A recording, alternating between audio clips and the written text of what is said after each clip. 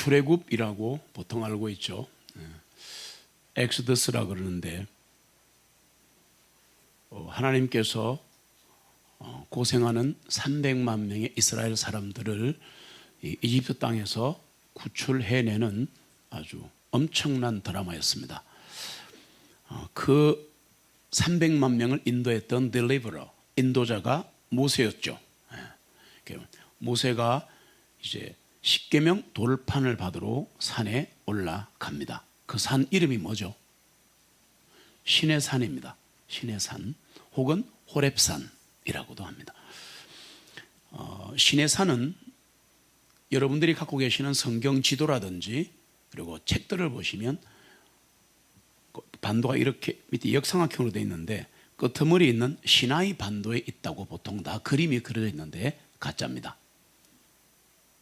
로마 가톨릭이 만드는 가짜입니다. 실제로 거기 있는 게 아니고요, 사우디아라비아 북부에 있습니다. 신의 산은. 그래야 나와서 3일 길이 되는 거예요. 현지 이름을 라오즈산이라 그렇게 말합니다.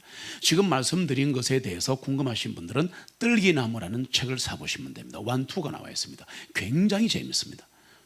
모세는 하나님의 산 신의 산에서 하나님이 보여주신 양식대로 순금으로 된 등잔대를 만들었습니다. 성경에 보시면 골드가 있고 퓨어 골드가 있어요. 퓨어가 들어가는 것은 99.9% 금입니다. 그 등잔대 이름이 따라합시다. 메노라. 평생 기억해도 괜찮은 이름입니다. 민수기 8장 4절을 같이 보겠습니다. 같이 읽습니다. 이것이 등잔대를 만드는 일이니 금을 두들겨서 만들되 그것의 밑판과 그것의 꽃들에 이르기까지 두들겨서 만든 것이며 주님께서 모세에게 보여주셨던 그 양식을 따라 그가 이와 같이 등잔대를 만들었더라. 아멘. 누가 가르쳤다고요? 주님께서. 하나님께서 직접 설교들을 다 보여주시고 이렇게 해라. 왜? 이 성막은 하늘에도 있다. 맞습니까? 네. 주님은 이 등잔대 등불을 켜는 방법까지도 세세하게 지시하셨습니다. 민수기 8장 1절로 3절 같이 읽습니다. 주님께서 모세에게 전하여 말씀하시기를 아론에게 전하여 그에게 내가 등불을 켤 때에 등잔 7개가 등잔대 맞은편을 비치게 할지니라 하시니 아론이 그와 같이 등불들을 등잔대 맞은편을 비치도록 켰으니 주님께서 모세에게 명령하신 대로였더라. 아멘. 등잔대 7 촛대가 붙어 있는 한 등잔대입니다. 그런데 이름이 메노라인데 이거 등불을 켜는 방법, 성막 봉헌, 성막 섬기는 레위인, 도대체 이것은 무슨 관계가 있는가? 성막 그림을 한번 보시면 성막이 저렇게 생겼습니다. 저 성막이 나중에 솔로몬 성전, 스룹바벨 성전, 예루살렘 성전으로 바뀌었다가 예수님 살아계신 33년 6개월 동안은 예수님 몸이 성전이었습니다. 지금은 우리들입니다. 네, 바뀌었는데 근데 저건 펼치면 예수 그리스도가 되고 접으면 바로 성막이 되는 엄청난 진리를 갖고 있습니다. 그래서 저기 보시면 지금 보는 쪽에 아름다운 문이 하나 있죠. 미문이라 그래요. 아름다울 미자, 되게 아름다워요. 그리고 들어가자마자 지금 앞에 뭐가 하나 밑에 모래사장인데 푹 들어가게 해놓고 이 난로 같은 거 하나 갖다 놨죠. 골로 같은 거. 저거 뭐라 그랬죠? 노소로 만든 번제단입니다. 저기서 짐승을 잡아서 불을 태우는 겁니다. 그 다음 보시면 물두멍이 나와 있고 저기 천막처럼 보이는 곳이 있는데 저걸 성막, 터브너클이라고 그러는데 저 성소문을 열고 들어가면 안에 뭐가 있고 또 커튼을 열고 들어가면 베일이라 그러는데 지성소가 있습니다. 지성소는 하나님이 계신 곳입니다. 그 다음 그림을 보시면 이게 이제 아까 그 천막, 그러니까 거룩한 천막을 열고 위에 뚜껑 열고 위에서 본 겁니다. 이게 모형인데요. 똑같이 생겼습니다. 그래서 보시면 뭔가가 있죠. 지금 세 개가 보이죠. 저 세 개가 있는데 저 세 개 중에 하나가 뭐냐 하면 바로 금 등잔대입니다. 예, 또 진설병도 있고 요겁니다. 보시면 전체적으로 등대는 한 개죠. 등잔대라 그럽니다. 등잔대라 하는데 한 개인데 자세히 보시면 촛대가 몇 개입니까? 몇 개예요? 7개죠. 예, 7개. 예. 지금 오늘 이 얘기를 하는 겁니다. 저 금으로 만든 7개 촛대가 붙어있는 등잔대 이름을 메노라라고 히브리어로 말하는 겁니다. 그래서 이 메노라는 순금으로 만들어진 7개의 가지가 달린 나무 모양인데 각 가지에는 기름을 빨아 드립니다. 그래서 끊이지 않고 계속 켜주는 등잔이 7개가 있다. 여기까지가 기본 상식입니다. 이 등잔대는 성막의 남쪽 편에 세워져 있는데 이 성막 안에는 창문이 없습니다. 그래서 등불을 계속 켜놔야 하는 겁니다. 자, 이게 무슨 의미가 있는가를 말씀드리려고 하는데, 아론은 등불들이 등잔대 맞은편을 비치도록 했다는 겁니다. 그 말은 한쪽을 가려야죠. 이렇게 돼 있고 한쪽만 보이게 해야지 저쪽으로 불빛이 가게 돼 있죠. 예. 자, 근데 이게 다 무슨 의미냐? 이게 뭔 의미냐? 이게 복잡한 게 우리에게 관계 있느냐? 있습니다. 방금 보신 그 등잔대는 예수 그리스도를 의미합니다.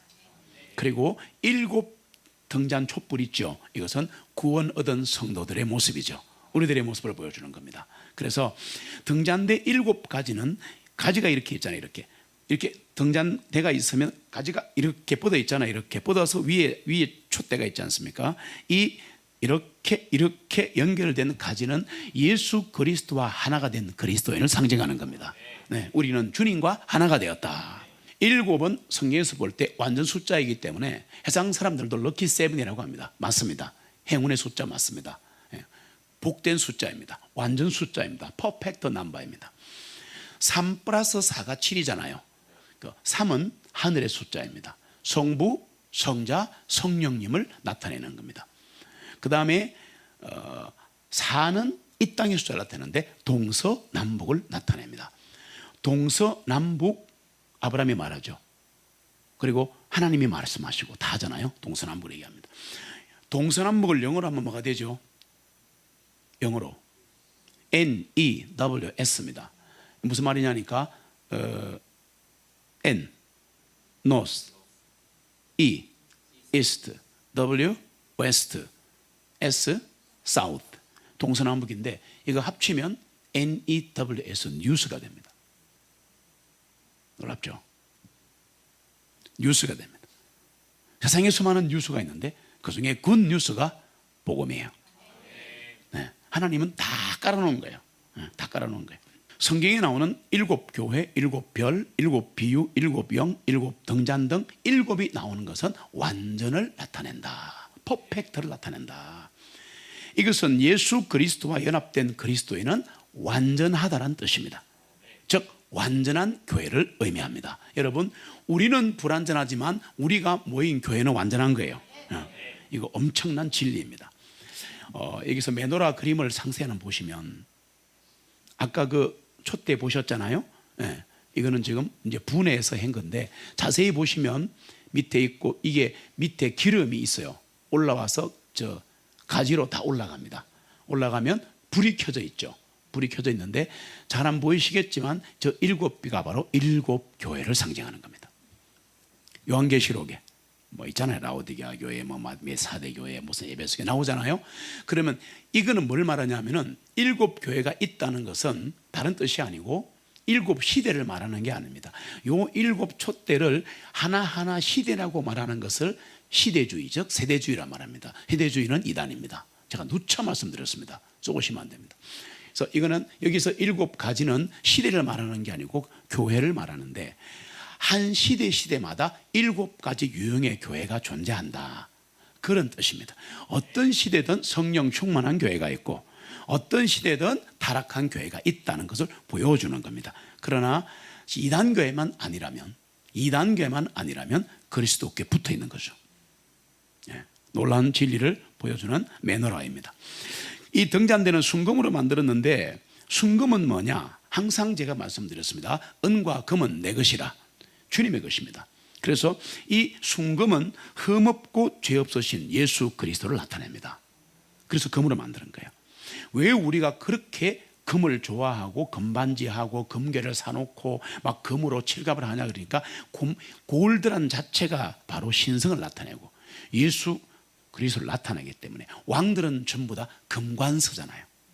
우리나라도 외국이든 영화 보시면 전부 금관을 쓰는 이유가 바로 이게 신을 상징하는 색깔이고 이게 신을 상징하는 거기 때문에 왕들이 즐겨 쓴 거죠.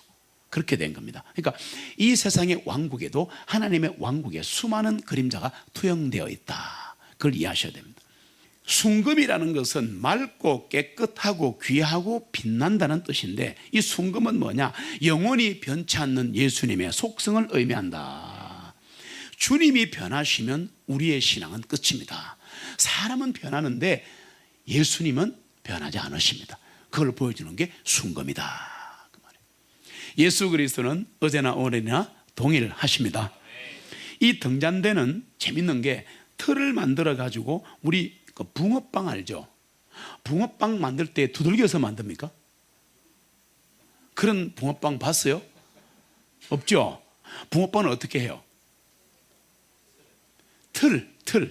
그 쇠로 만든 주물이라는 그 틀에다가 그냥 밀가루를 쫙 부고 구워버리면 붕어빵 나오잖아요.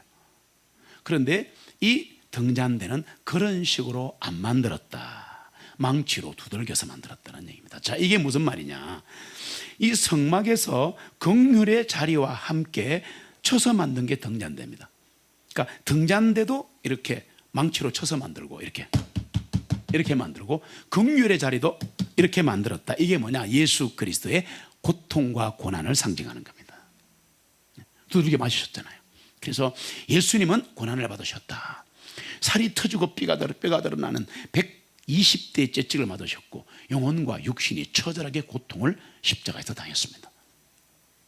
시편 22편 14절 같이 읽습니다. 나는 물같이 쏟아졌으며 나의 모든 뼈들은 어그러졌고 나의 심장은 밀초 같아서 나의 내장 중심에서 녹았나이다. 아멘. 예수님이 하신 말씀이요. 나는 물같이 쏟아졌으며 나의 모든 뼈들은 어그러졌고 나의 심장은 밀초 같아서 나의 내장 중심에서 녹아버렸습니다. 엄청난 고통을 받으신 거예요. 이사야 53장 5절 6절을 제가 읽습니다. 그러나 그가 찔림을 당함은 우리의 허물들로 인하며 그가 상함은 우리의 죄악들로 인함이라. 그가 징벌을 받음으로 우리가 평화를 누리고 그가 채찍에 맞음으로 우리가 고침을 받았도다. 여기서 예수 그리스도께서 120대 채찍을 맞으셨기 때문에 우리가 질병을 고침 받는다라고 은사주의 교회에서 말하는데 성경 해석을 잘못한 겁니다. 여기서 채찍에 맞음으로 고침 받았다는 것은 그게만 보지 마시고 앞쪽 뒤쪽을 다 보시면 예수 그리스도의 순환입니다. 그러면 십자가에서 우리의 영혼을 구원하신 겁니다. 질병 고친 게 아닙니다. 다시 읽어볼게요. 이건 병 고치는 게 아니에요. 물론 예수 믿고 구원받다가 병도 고칩니다. 예배 드리다가 질병이 고쳐집니다. 그거는 이해가 되지만 이 구절은 그런 구절이 아니다. 그러나 그가 찔림은, 잘 보세요, 찔림을 당하면 우리의 허물들로 인하며 그가 상함은 우리의 죄악들로 인함이라. 지금 죄를 용서해 주시려고 십자가에 달리시는 모습 말하잖아요. 그가 징벌을 받음으로 우리가 평화를 누리고 그가 채찍에 맞음으로 우리가 영혼의 고침을 받았도다. 우리 모두는 양같이 길을 잃었다가 각기 자기의 길로 돌이켰으나 주님께서는 우리 모두의 죄악을 그에게 담당시키셨도다. 지금 이 자리에서도 인생 험하다는 말 제발 좀 그만하시고 돌아오세요. 돌아오셔야 됩니다. 돌아오시면 하나님이 받아주십니다. 처음 돌아서면 구원이고 구원이고 다시 돌아서면 회복과 회심이 있습니다. 오늘 저는 구원과 회심을 간절히 바라는 마음으로 썼습니다. 구원과 회심을 우리가 있기를 소망합니다. 태양이 빛을 비출 수 없으면 태양이 아니에요. 그리스도인이 세상에 빛이 될 수 없다면 그리스도인이 아니라는 겁니다. 그걸 죄책감 가지지 말란 말이에요. 오늘 답이 있을 테니까 답으로 바로 갑시다. 왜 우리는 세상의 빛으로 사는 게 힘든가? 왜 그리스도인의 향기가 되고 편지가 되지 못하는가? 그리스도인은 예수의 편지가 돼야 되는데, 내가 읽혀야 되는데, 저 사람 읽으면 아무 해독이 뭐가 나오느냐? 에이 찌질이네, 저거 나도 예수 믿겠다, 에이 이거 네 보고 내서 안 믿어, 이렇게 아무 해독이 되면 안 된다 그 말입니다. 우리가 그리스도의 편지 아닙니까? 세상에 읽혀야 되는 거야. 왜 자꾸 감춰놓는데? 봉투를 봉하지 마십시오. 나를 공개하십시오. 자신 있게 기도하십시오. 왜 시사 시간에 기도할 때 이래 기도하는데? 왜 이래 기도하는데? 뭐가 무서워서? 당당하게 기도하세요. 시끄러워도 기도하세요. 하고 싶은 말이 뭐냐? 티내란 말이 아니라 감사 기도를 해야 그 음식이 거룩하게 되는 거예요. 그걸 아셔야지. 요즘 같은 시대에 오염되고 면역력이 없는 그런 음식을 먹게 되더라도 기도하고 먹으면 하나님이 지키시게 돼 있어요. 이건 절대 이것은 바람이 아니고 말씀이에요. 예, 말씀이에요. 왜 세상의 빛으로 살아야 되는데 이렇게 힘든가? 자가 발전기를 돌려서 그런 거예요. 자가 발전기를 돌리는 거야. 이게 원자력 발전소라든지 큰 데서 쫙 전기가 날아와서 탁 키면 이렇게 촥촥촥 불이 와야 되는데 가지고 다니면서 요만한 주머니 속에 발전기 들고 돌리니까 얼마나 힘들어. 돌리다가 저가 더 힘든 거야. 아이고 주여, 자가 발전기 돌리지 마세요. 내 열심, 내 헌신, 내 생각으로 빛이 되려고 하니까 빛이 꺼졌다가 됐다가 이러는 거예요. 그 2볼트짜리 전지에다가 붙여갖고 전구 담아 오는 거하고 똑같아. 어떻게 해야 하는가? 그럼 어떡하라고? 힘든데 빛을 받고 비춰야 합니다. 먼저 빛을 받아야 합니다. 말씀을 받아야 합니다. 예배를 해야 합니다. 기도를 해야 합니다. 찬양을 해야 합니다. 예수 그리스도의 영광의 빛을 받아야 합니다. 성령의 권능을 받아야 합니다. 양껏 받고 주는 거예요. 기독교는 먼저 주는 게 아닙니다. 착각하지 마세요. 주다가 쓰러져요. 완전히 쓰러집니다. 여러분 절대 그런 짓 하지 마세요. 그러면 그 빛이 어디 있는가? 빛은 예수 그리스도예요. 그분이 참 빛이에요. 영광의 빛이에요. 예수 그리스도는 아직도 이 세상의 빛이십니다. 우리 영혼의 빛이십니다. 여러분, 요한복음 1장 4절 같이 읽습니다. 그분 안에 생명이 있었으니 그 생명은 사람들의 빛이셨더라. 아멘. 요한복음 12장 36절 같이 읽습니다. 너희에게 빛이 있는 동안에 그 빛을 믿어라. 그리하면 너희가 빛의 자녀들이 되리라. 아멘. 믿으라 그랬죠. 빛을 믿으라 그랬어요. 대단합니다. 참빛 대신 예수님 믿으면 영혼의 빛이 비추어져서 어둠과 불안이 물러가고 빛의 자녀는 하나님의 자녀가 되게 되어 있습니다. 예수 그리스도가 빛이신 이유를 아세요? 왜 그분이 빛일까요? 왜 그분이 빛일까요? 창세기를 보시면 이런 거 다 알죠. 예수 안 믿어 알더라. 가라사대 게임이라 가지고 가라사대 빛이 있어라 하심에 빛이 있었고 할 때 그 빛은 형광등 빛이 아닙니다. 태양빛이 아닙니다. 달빛이 아닙니다. 별빛이 아닙니다. 그 빛은 하나님에게서 나오는 영광의 빛입니다. 바로 그분이십니다. 그걸 아셔야 돼요. 창세기 1장 1절에 나오는 빛은 절대 태양빛이 아니다. 태양은 나중에 창조되는 겁니다. 예수 그리스도는 왜 빛인가? 그 빛 앞에는 모든 것이 드러나고 숨길 수가 없고 모든 죄가 드러나기 때문이다. 그래서 빛인 겁니다. 여러분, 빛이 비치면 확 드러나는 거예요. 온 세상이 캄캄하여서 참빛이 없었더니 그 빛 영 나타나 온 세계 빛이었네. 영광 영광의 주 영광 영광의 주 밝은 그 빛 내게 빛이었네. 영광 영광의 주 영광 영광의 주 빛은 오직 주 예수라. 할렐루야. 이 상의 참빛은 주님밖에 없어요. 그래서 그 빛이 비추면 찔리는 거예요. 예배 시간이 오면 찔리는 건 그것 때문입니다. 빛이 비치니까 어둠이 물러가는 거예요. 죄송하지만 바퀴벌레 같은 악령들이 물러가는 겁니다. 죄가 물러가는 겁니다. 그리고 구원받은 사람들은 찔림에 받는 순간 머리를 돌리지 말고 그대로 받아버리세요. 빛을 받아버리면 어둠이 물러갑니다. 불안이 물러갑니다. 어떨 때는 질병이 고쳐집니다. 이거를 경험하셔야 돼요. 이 빛은 모든 어둠을 물러가게 하기 때문에 진리의 길을 밝히 드러내 보여줍니다. 예수 그리스도는 이 상의 어둠을 비추어서 천국에 들어갈 수 있는 빛으로 우리를 인도하신 분입니다. 지금도 그리스도인 영혼에 진리의 빛을 비추고 계십니다. 지금 우리 영혼에 빛이 비추고 있습니다. 에베소서 5장 14절 같이 읽습니다. 그러므로 그분께서 말씀하시기를 너 잠자는 자여 깨어 죽은 자들로부터 일어나라. 그리하면 그리스도께서 내게 빛을 주시리라 하셨느니라. 아멘. 구원을 받았다면 일어서셔야 합니다. 게으름에서 일어서셔야 합니다. 불안과 초조와 바쁨에서 일어서셔야 합니다. 다른 거 하는 게 아니라 주님을 바라보는 거예요. 빛을 바라보는 거야. 그러면 그분께서 빛을 주시게 되었습니다. 깨어 일어나시기 바랍니다. 예수 그리스도의 빛을 받으시기를 바랍니다. 이 세상은 광야입니다. 제가 매번 말씀드리지만 이 세상은 광야입니다. 우리 육신은 점점 후패해 갑니다. 나이가 드시는 분들은 제 얘기를 알 겁니다. 예전 같지 않은 몸, 마음을 알 수가 있습니다. 세상 광야를 지나서 하늘에 가면 새 예루살렘 성에는 어린 양께서 친히 빛이 되십니다. 등대가 되십니다. 그래서 빛과 등대가 필요 없다.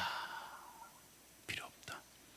그리고 그 나라에 가면, 그 곳에 가면 눈물도 없고 슬픔도 없고 고통도 없고 죽음도 없는, 늙음도 없는 곳에 우리 갑니다.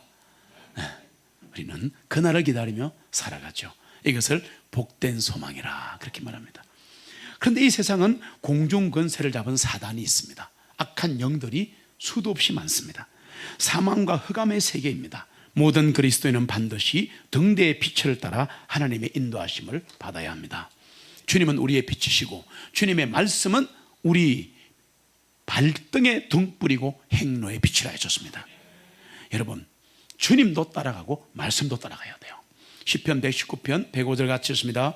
주님의 말씀은 내 발들의 등불이요 내 행로의 빛이니이다. 아멘. 근데 이제 등잔대 가운데 숨은 기둥을 망치로 쳐서 만드는 게 무슨 말이냐? 우리 그리스도인들도 말씀을 듣고 순종을 하라는 얘기입니다. 여러분, 말씀을 듣고 이게 두들겨 맞는 거예요. 나쁜 의미가 아니고 홍과 영과 관절과 골수가 찔러 쪼개지듯이 이 말씀을 들으면 우리가 막 이렇게 말씀으로 연단을 받는 거예요. 그래서 언제까지 봐야 되느냐? 예수 그리스도와 함께 깨어지고 부서져야 합니다.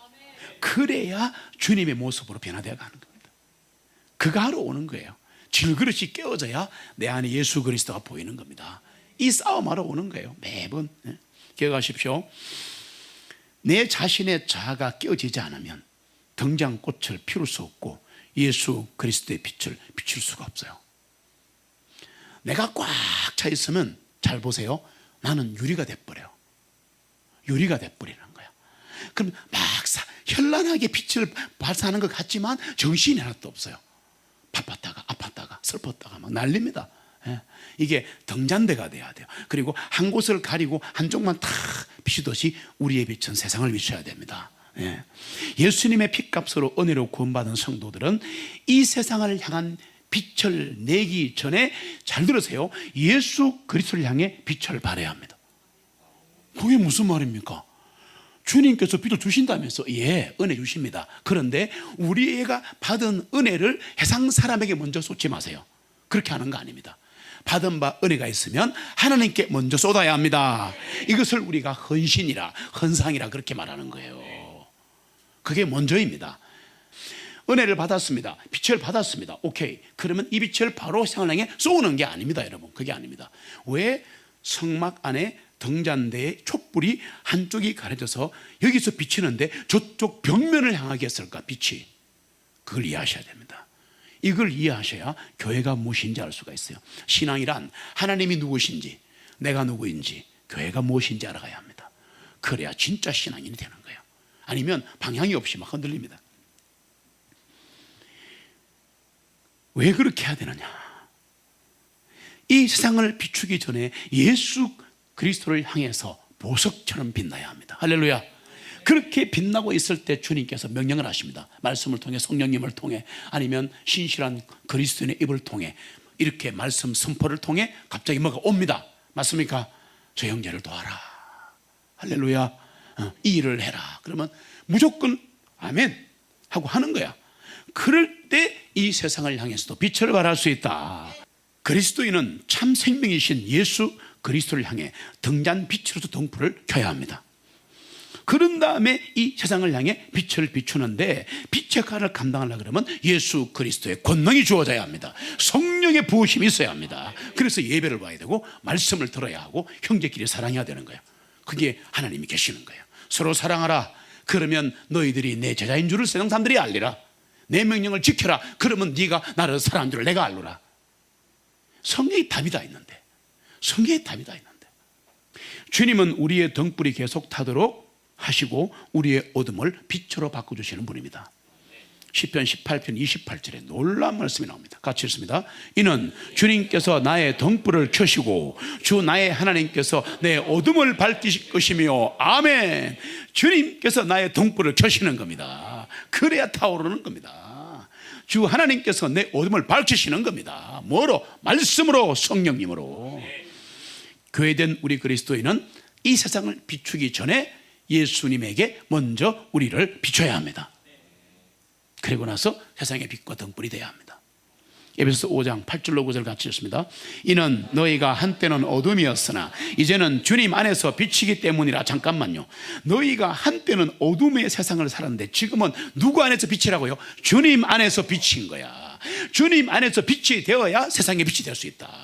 이 순서가 바뀌었기 때문에 우리의 신앙생활이 그렇게 힘든 거고, 개신교에서 그렇게 힘들었던 겁니다. 그 다음 같이 읽겠습니다. 빛의 자녀들로서 행하라. 이는 성령님의 열매는 모든 선함과 의로움과 진리 안에 있기 때문이라. 아멘. 성령의 열매가 돈이 아니에요. 성령의 열매가 출세가 아니에요. 우린 착각한 겁니다. 성령님의 열매는 모든 선함과 의로움과 진리 안에 있느니라. 그러면 우리 그릇에 맞게 돈도 주시고 뭔가를 주시게 되어 있습니다. 우리는 복음의 빛과 진리의 빛을 비추고 있는지 우리를 돌아봐야 합니다. 이 빛의 근원은 등잔대이기 때문에 우리가 세상의 빛이 될 수 있는 것은 등잔대의 기름을 통해 올라오는 기름이 있어야 가능하다. 기름은 성경에서 성령님을 말씀하십니다. 오늘도 성령님의 은혜와 위로와 부으심이 있기를 소원합니다. 요한복음 8장 12절 같이 읽습니다. 그때 예수님께서 다시 그들에게 전하여 말씀하시기를 나는 세상의 빛이라. 나를 따라오는 자는 결코 어둠에 다니지 아니하고 생명의 빛을 얻으리라 하시니라. 아멘. 우리는 언제 세상의 빛이 되는가? 그러면 현실에서 언제 빛이 되는가? 이렇게 영적으로는 이렇게 은혜를 받아서 받은 은혜를 다시 주님께 비추고 있으면 돌아서서 세상을 비추면 되는데, 그러면 이 도구가 뭐냐 그 말이에요. 도구가 한마디로 할게요. 예수님이 세상의 빛이기 때문에 우리가 예수 그리스도를 증거할 때, 행실로 증거할 때, 내 모든 삶의 스타일로 증거할 때 우리는 세상의 빛이 되는 겁니다. 너무 추상으로 생각하지 마시기 바랍니다. 나의 말과 생각과 행동이 예배 시간이만 거룩하지 말고 밖에서도 거룩하자. 네. 마태복음 5장 16절 같이 읽습니다. 너희 빛을 사람들 앞에 비추어 그들로 하여금 너희의 선한 행위들을 보게 하고 하늘에 계신 너희 아버지께 영광을 돌리게 하라. 아멘. 선한 행위만이 빛이 될 수 있습니다. 일곱 등잔대 메노라는 교회를 말합니다. 우리를 말합니다. 이 등잔대에 권능의 불을 붙입시다. 우리는 세상의 빛이요 등불입니다. 우리 모두 등대되어서 주님의 사랑을 비추기 바랍니다. 복음의 빛을 함께 비춥시다.